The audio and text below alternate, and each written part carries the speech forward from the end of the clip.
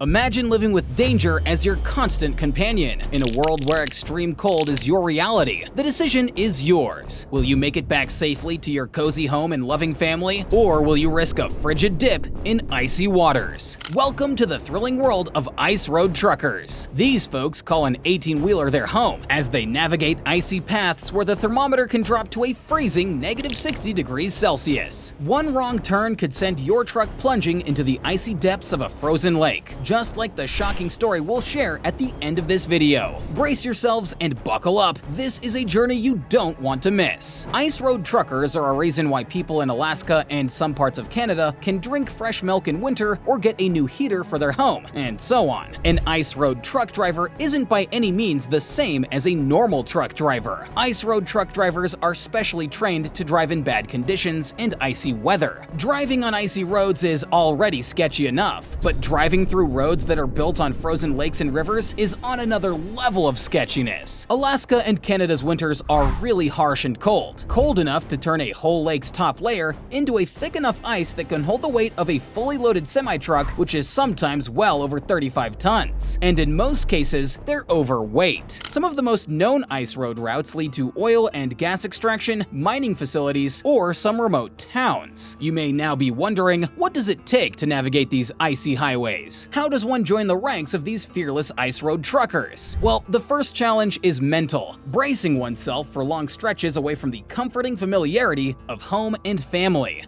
It's a daunting reality that all truckers must grapple with. But the challenge doesn't end there. You've got to be an adrenaline chaser, hungry for adventure. If your idea of a thrilling ride is just going round and round in circles, you may need to reconsider. Out here on the icy roads, it's a constant battle against the elements, your competitors, and even your own fears. To not just survive but to thrive, you've got to be competitive and driven. How much do they make?